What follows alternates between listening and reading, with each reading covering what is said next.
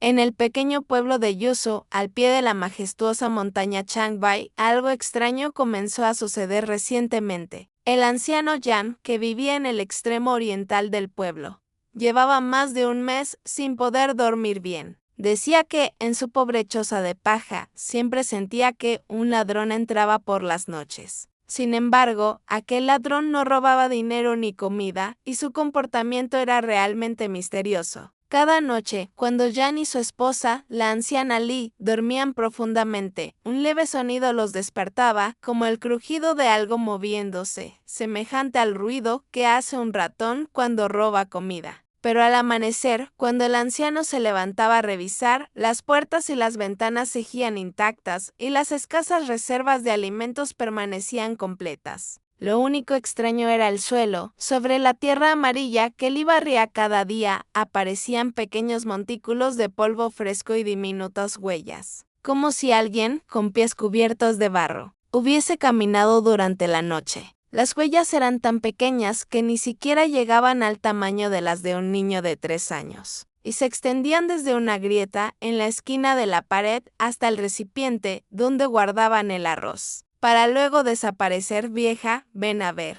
Otra vez están aquí, dijo el anciano Yan, señalando las huellas con el ceño fruncido. Li, que estaba en el patio alimentando a las gallinas, ni siquiera se volvió. Con voz molesta respondió: «Ay, viejo, te estás volviendo desconfiado. Ni que fuera un gato salvaje del monte. Seguro es solo una rata arrastrando las patas. ¿Por qué tanto alboroto? Anda, ven a ayudarme a cortar leña».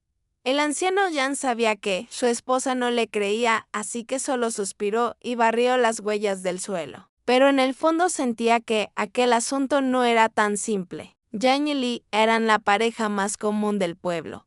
Humildes, trabajadores y bondadosos toda su vida. El único pesar que cargaban era no haber tenido hijos. Años atrás habían tenido un pequeño, pero a los 7 años murió ahogado al intentar salvar a un compañero que cayó al río a la entrada del pueblo. Desde entonces, aquel patio, que antes estaba lleno de risas, quedó en silencio, y solo quedaron los dos ancianos, dependiendo el uno del otro, trabajando desde el amanecer hasta el anochecer. Descansando al caer el sol, las misteriosas huellitas se convirtieron en el único sobresalto en la monótona vida del viejo Yan.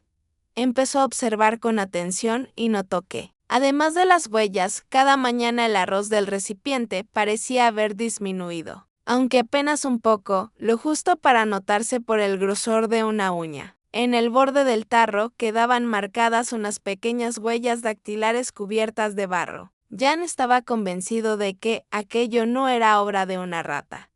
Claramente se trataba de una persona, o al menos de algo con forma humana, pequeña y cubierta de lodo, que solo robaba un puñado de arroz cada noche, lo justo para llenar un estómago diminuto.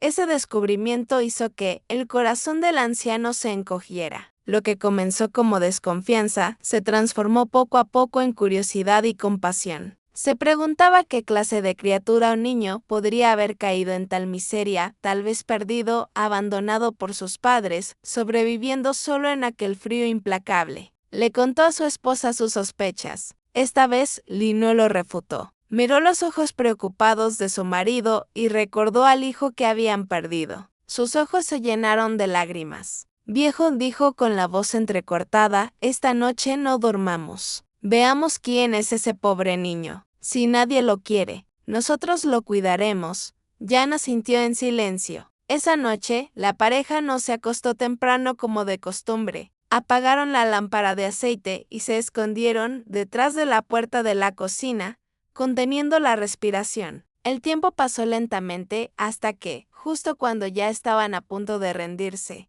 un sonido leve, como un susurro, volvió a escucharse desde la grieta en la esquina. El corazón de ambos latió con fuerza. Miraron a través de la rendija de la puerta, iluminados apenas por la pálida luz de la luna, y vieron como una figura pequeña, cubierta de barro, se esforzaba por salir de la grieta. Era redonda, regordeta, no más grande que un melón de invierno. Poco a poco logró pasar entera y entrar al cuarto. El matrimonio contuvo el aliento. Aquello no era un niño normal, era blanco y redondo como una muñeca tallada en jade. Estaba desnudo, con la piel tan tersa y luminosa como el jade más fino, sus brazos y piernas cortos y regordetes. Lo más curioso era que, en su cabeza calva, crecían dos pequeñas hojas verdes que temblaban suavemente. Parecía tener apenas 1 o 2 años. Caminaba tambaleándose, con grandes ojos negros llenos de curiosidad y timidez. Subió con naturalidad a un pequeño banco junto al tarro del arroz y, con sus manitas rechonchas, levantó con esfuerzo la tapa. Luego se inclinó, tomó un puñado de arroz y lo llevó a su boca, masticando con gusto. El sonido seco y nítido de los granos resonó en la silenciosa noche como si el tiempo se hubiera detenido. El anciano Jan y su esposa no sintieron miedo. Al contrario, algo en su interior se conmovió profundamente. Lee, recordando a su hijo perdido, no pudo contener las lágrimas. Abrió la puerta con cuidado y, con las manos temblorosas, extendió los brazos hacia la extraña criaturita. El pequeño ser se asustó al verla, dejó caer el arroz que tenía en las manos y corrió hacia la grieta intentando escapar. «No tengas miedo, pequeño, no te haremos daño», dijo el anciano Jan, avanzando despacio para bloquear la grieta. Con suavidad, él y Lee lograron acorralarlo sin que se lastimara. «Tranquilo, buen chico», susurró Lee, «dinos dónde está tu casa, dónde están tus padres». La criatura los miró con sus enormes ojos brillantes. Abrió la boca, pero no salió ningún sonido. Era muda. Ver aquella expresión tan dulce y triste derritió por completo el corazón de Lee. Ignorando el barro que lo cubría, lo tomó entre sus brazos y lo estrechó con ternura. «Ay, mi pobre niño», sollozó. Esa noche, el matrimonio tomó una decisión valiente. Adoptarían a aquella extraña criatura de barro. Lo lavaron con cuidado, revelando una piel tan suave y blanca como el jade. Buscaron entre sus cosas la ropa que había usado su hijo cuando era pequeño, prendas viejas y gastadas, y se las pusieron con cariño. Le dieron un apodo, Papa, porque su aspecto redondo y terroso les recordaba a una papa recién sacada del suelo. Desde ese día, aquel patio, que había estado silencioso por tantos años, volvió a llenarse de risas y alegría.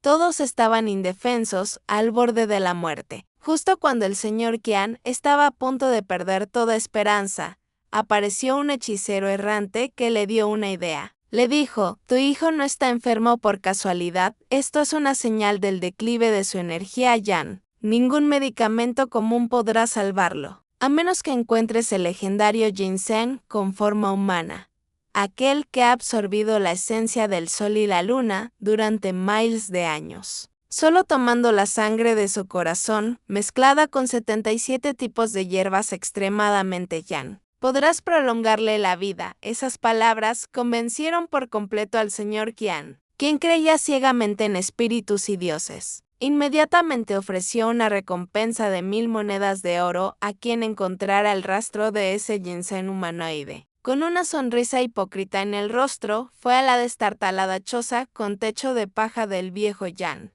Al entrar al patio, vio a un niño pequeño corriendo tras mariposas, cubierto de barro pero con una expresión pura y vivaz. En los ojos turbios del señor Qian, de pronto brilló una luz codiciosa y enfermiza. «Querido hermano Jan, querida cuñada Lee», dijo sonriendo falsamente, «¿de dónde sacaron a este pequeño tan especial? Les propongo algo, les pago 100 taels de plata por el niño. Con ese dinero, ustedes dos podrán vivir el resto de sus días sin preocupaciones». 100 taels de plata, para esa pareja pobre, era una cantidad inimaginable. Pero sin siquiera dudarlo, ambos negaron con la cabeza. El viejo Jan abrazó al niño con fuerza, se irguió con dificultad y respondió con firmeza: «Este pequeño es nuestra vida, no es una mercancía. No se vende». El rostro del señor Qian se oscureció al instante. Nadie en toda la aldea se atrevía a contradecirlo. Murmuró entre dientes con tono amenazante: «Si no aceptas un brindis, te haré tragar castigo». En sus ojos brilló una chispa de crueldad. «Esperen, ya verán». A partir de ese día comenzó la pesadilla para la familia Jan. El señor Qian empezó a vengarse de 1000 maneras. Primero, envió hombres a destruir los pocos campos de cultivo de los que dependían para sobrevivir. En una sola noche, todo quedó arrasado. Sin sus tierras, la pareja anciana perdió su sustento. Luego, el malvado Qian difundió rumores por todo el pueblo, diciendo que el niño que criaban era un monstruo nacido del barro, un ser que absorbía la energía espiritual de la tierra, y que, si no se deshacían de él, la aldea nunca tendría paz. Los aldeanos, ignorantes y temerosos del poder del señor Qian, creyeron sus palabras. Empezaron a evitar a la familia Yang como si fueran la peste. Los niños les lanzaban piedras al patio, los adultos los señalaban y murmuraban a sus espaldas. El matrimonio quedó completamente aislado, pero aún así no se rindieron. Sin sus campos, el viejo Yan se adentró cada día más en las montañas, abriendo terreno entre espinas y maleza. La anciana Li, sin ayuda, trabajaba día y noche, hilando y tejiendo hasta caer rendida de cansancio. La presión, la tristeza y el agotamiento finalmente destruyeron su salud. Cayó gravemente enferma, tan débil que apenas podía respirar. El médico del pueblo solo meneó la cabeza y dijo: «Es agotamiento, ni los dioses podrían salvarla». Mirando a su esposa postrada en la cama, el corazón del viejo Yan se rompía en pedazos. Sabía cuánto sufría ella y lo impotente que se sentía. Fue entonces cuando el señor Qian volvió a aparecer, esta vez sin máscaras, con una docena de sirvientes armados con palos y antorchas. De una patada abrió la puerta de la frágil cabaña y gritó con arrogancia: «Viejo inútil, te lo pregunto una última vez», señaló a Li, que yacía moribunda, y sonrió fríamente. «Entrégame a ese pequeño demonio y traeré al mejor médico para salvar a tu esposa. Si te niegas». Se detuvo, levantó la voz y rugió: «Hoy haré que toda tu familia descienda junta al infierno». Los ojos del viejo Yan se enrojecieron como los de un león herido. Agarró una azada y trató de lanzarse al ataque, pero tenía más de 60 años. Uno de los sirvientes lo derribó de una patada. Li, temblando de miedo, abrazó al niño con todas sus fuerzas y gritó con el último aliento: «Ni lo sueñes». En ese instante, el niño, que había permanecido en silencio, se soltó lentamente de sus brazos. Sus grandes ojos negros, antes llenos de inocencia, se llenaron de una calma profunda y compasiva. Caminó hacia la cama, extendió su pequeña mano y acarició con ternura la mejilla ardiente de Li. Luego miró al viejo Yang con ojos llenos de amor y tristeza y dijo con voz suave: «Padres, el bebé les devuelve su favor». Fueron las primeras y también las últimas palabras que pronunció. Ante la mirada atónita de todos, su pequeño cuerpo comenzó a brillar con una luz dorada, cálida y sagrada. Poco a poco, su figura se volvió transparente hasta transformarse en una raíz de ginseng del tamaño de una palma, pura como el jade. Un aroma dulce llenó la habitación, mientras aquella raíz flotaba lentamente hacia la boca de Li y se disolvía. En ese momento ocurrió un milagro. El rostro pálido de Li comenzó a llenarse de color. Sus mejillas se encendieron, su cabello gris recuperó el brillo y la vida. En solo unos minutos, la anciana moribunda se transformó en una mujer fuerte y llena de vitalidad. Pero cuando quiso buscar a su pequeño salvador, la cama ya estaba vacía. «Hijo mío», gritó, mientras el viejo Yan la abrazaba con lágrimas en los ojos. Ambos lloraron desconsoladamente. El señor Qian y sus sirvientes, testigos del milagro, estaban paralizados de terror. Sin embargo, la codicia volvió a apoderarse de Qian. «Ese ginseng es un elixir real», rugió. Cabe en esta casa, este patio, 3 metros bajo tierra. Debe haber otro igual». Pero antes de que pudiera dar más órdenes, algo increíble ocurrió. El viejo árbol de Atufaifo, seco desde hacía años, comenzó a temblar sin que soplara el viento. Sus raíces gruesas se movieron como serpientes vivas, saliendo del suelo y enredando a Qian y a todos sus hombres, arrastrándolos bajo tierra en un abrir y cerrar de ojos. Desde entonces, la vida de la pareja cambió por completo. Aunque habían perdido a su hijo, sus cuerpos se volvieron fuertes y sanos como los de los jóvenes. La vieja choza se transformó en un paraíso lleno de hongos espirituales y flores fragantes. El árbol de Atufaifo floreció nuevamente y dio frutos que parecían inmortales. Los ancianos no guardaron esa bendición para sí. repartieron los dátiles entre la gente bondadosa del pueblo. Sin embargo, en sus corazones siempre quedó un vacío. Día y noche pensaban en su hijo, aquel pequeño que les había dado tanta alegría. 3 años después, una mañana, un niño gordito de unos 7 u 8 años apareció en su puerta. Su rostro y su mirada eran idénticos a los del pequeño que habían perdido. El niño miró a la pareja, sonrió con dulzura, se arrodilló 3 veces y dijo: «Papá, mamá». Su hijo fue desobediente, pero ha regresado. La pareja lo abrazó entre lágrimas. Y así termina esta historia. Nos enseña que la bondad es la cualidad más preciosa del mundo, tan poderosa que puede conmover incluso a los dioses. La bondad que siembras hoy, el destino te la devolverá algún día de la forma más hermosa y legendaria. Gracias por escuchar.